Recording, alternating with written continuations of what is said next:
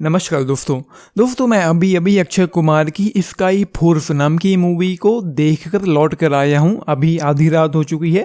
First day last show मैं इस movie का देख कर आया हूँ। एंड मूवी की जो टोटल लेंथ है 2 घंटे है। And let me tell you दोस्तों, भाई मूवी को देख कर मुझे मज़ा आ गया है। हालांकि जो ट्रेलर था वो मुझे पसंद आया था। एंड बॉलीवुड से मुझे ज़्यादा उम्मीदें रह नहीं गई थी, तो मैं बिल्कुल भी उम्मीद ना लेकर के गया था इस मूवी को देखने के लिए। एंड भाई मैं कहूँगा कि मज़ा आ गया है। मूवी का जो एंड था वो तो मुझे काफ़ी इमोशनल भी कर गया था। मेरी जो आंखें हैं वो थोड़ी भारी हो रही थी एंड मतलब गूस बम्स भी आते हैं उस दौरान।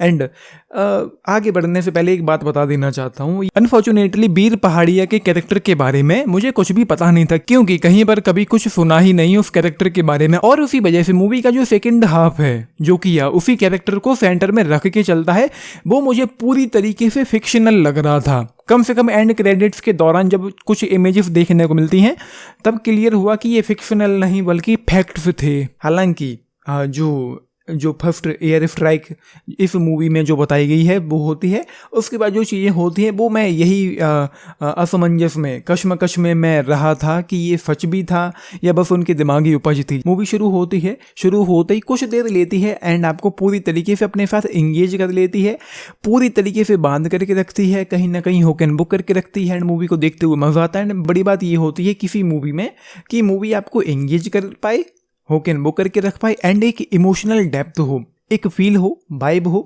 फुल हो। एंड जो किरदार हैं वो आपको अच्छे लगने लग जाएं।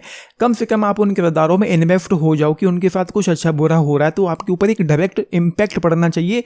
एंड वो चीज़ यहाँ पर थी। मूवी की जो राइटिंग है अच्छी है, डायरेक्शन अच्छा है, स्क्रीन प्ले अच्छा है। कुछ एक जगह थोड़ा सा ऊपर नीचे होता भी है शुरुआती फर्स्ट हाफ में ही ऑफकोर्स, तो वो ठीक था। उसको लेकर ज़्यादा शिकायतें मुझे नहीं है, मैंने उनको इग्नोर किया है। उसके बाद मूवी की जो कहानी है जैसा कि मैंने कहा है बताया था, थोड़ा बहुत और बता दूं जो यहाँ पर मैंने लिख रखा है थोड़ा बहुत।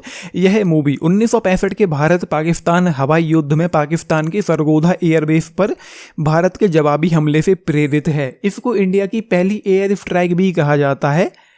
ये है इस मूवी में कहानी के नाम पर। एंड उसके बाद ये जो एयर स्ट्राइक होती है ये फर्स्ट हाफ में हो जाती है एंड देन चीज़ें कुछ और होती हैं, वो आपको खुद ही देखना पड़ेगा। एंड मूवी ख़त्म हो जाने के बाद जो चीज़ें पता चली, फिर मैंने गूगल किया, जो चीज़ें मालूम पड़ी, वो जो इस मूवी में जो तथ्य रखे गए हैं, एक प्रिजनर ऑफ वॉर उसने जो चीज़ें बताई, देन जो चीज़ें आगे चल कर के रिवील हुई, मतलब यहाँ पर शरद केलकर उनका जो किरदार इंडिया में जब वो था वो जो कुछ भी बताता है, तो पहले तो मैं सोच रहा था कि ये सब फिनवाई लिबर्टी होगी, मतलब कौन ही प्रिजनर ऑफ वॉर पाकिस्तानी बंदा इंडिया को कुछ भी, इंडिया के सोल्जर्स को ऐसी चीज़ें बता देगा। लेकिन जब मुझे पता चला कि वो सारी चीज़ें जो भी थी तो लगा कि हाँ वो सब सही होगा इस मूवी में।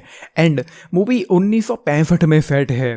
अभी पिछले दिनों हमने दो बहुत बड़े नाम हैं, इंडिया की फाइटर है हॉलीवुड की टॉप गन मैवरिक जैसी मूवी देखी है। गौरतलब हो कि मैंने BFX और कलर ग्रेडिंग को ध्यान में रखकर इन दोनों मूवीज के नाम लिए हैं। हालांकि फाइटर से तो मुझे तमाम शिकायतें हैं जिनके बारे में मैंने आज से 1 साल पहले एक वीडियो में कह भी दिया था। मूवी का जो विजुअल्स हैं, जो BFX है, अच्छा लगता है, लेकिन बेस्ट, ऑसम या ग्रेट लेवल का नहीं है। मतलब मूवी को देखते हुए समझ में आ जाता है, महसूस होता रहता है कि हाँ भाई ये BFX है, रियल नहीं है, कंप्यूटर ग्राफिक्स है, लेकिन विजुअली काफ़ी अच्छे लगते हैं।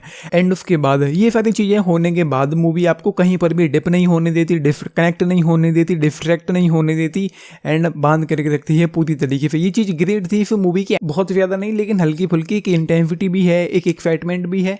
लेकिन इस तरह की मूवी में जो चीज़ें हो सकती थी, एक मिशन है पाकिस्तान में घुस करके एयर स्ट्राइक करना है, जो हमने उरी में फील किया था, उस लेवल की चीज़ें हम फील नहीं कर पाते हैं। ये एक अटल सत्य है इस मूवी को लेकर। अगर आपने उरी देखी होगी उसके बाद आप इस मूवी को देखेंगे तो जो थ्रिल, जो टेंशन, जो इंटेंसिटी, जो एक्साइटमेंट आपने उरी में फील किया होगा वो यहाँ पर देखने को नहीं मिलता। लेकिन उसके अलावा इस मूवी में एक अच्छा खासा इमोशन है, गूज़बम्प्स भी आते हैं, तो वो चीज़ें हैं। मुझे मूवी कहीं ना कहीं बहुत पसंद आई है। एंड बड़ी बात यह है कि मूवी की लेंथ ज़्यादा है नहीं, फील भी नहीं होती है, आपको एंगेज करके रखती है, बोर नहीं होने देती। एंड लेंथ का जो है पता नहीं चलता है, मतलब आप मूवी में इन्वेस्ट हो जाओगे एंड देन मूवी चलती रहेगी चलती रहेगी चलती रहेगी चलती रहेगी एंड मूवी खत्म हो जाएगी एंड आपको इमोशनल करके छोड़ देगी। मूवी के गाने ज़्यादा अच्छे हैं नहीं, लेकिन एंड में लता दीदी का जो ऐ मेरे वतन के लोगों सुनाई पड़ता है वो काफ़ी अच्छा फील करवाता है इस मूवी में। तो वो है। बाकी परफॉर्मेंसेस लगभग सभी की अच्छी हैं। अक्षय कुमार का काम मुझे काफ़ी पसंद आया है। वीर पहाड़िया का काम काफ़ी अच्छा था एंड उनका जो किरदार था वो बहुत ज़्यादा इंपॉर्टेंट था एंड वो एक छाप छोड़ गई हैं इस मूवी में। तो वो चीज़ें हैं, मैं कहूँगा कि मूवी मस्ट वॉच है। मूवी हॉल में जाकर के देखो, आपको मज़ा आएगा पूरी तरीके से। चाहें तो पूरी फैमिली के साथ इस मूवी को देखने जा सकती हैं, मतलब आपको मज़ा ही आ जाएगा। मैं कहूँगा कि मूवी मस्ट वॉच है। I will go with just 3.5 star. मैं 4 स्टार्स देने वाला था, लेकिन 0.5 स्टार मैंने इसलिए कम किया है कि उरी में जो चीज़ें हमने एक्सपीरियंस करी थी, जो इंटेंसिटी और जो एक्साइटमेंट थी वहाँ पर, वो यहाँ पर नहीं है उस मिशन के दौरान। तो वो है 10 में से अगर आप लोग पूछे, मैं जाऊँगा 7.5 स्टार्स के साथ इस मूवी के लिए। आप लोगों ने मूवी देखी है, अपने टेक्स जरूर लिख के बताना। बाकी लाइक शेयर सब्सक्राइब भी करना चैनल को, वीडियो को। And this is Nitish signing off. Thank you.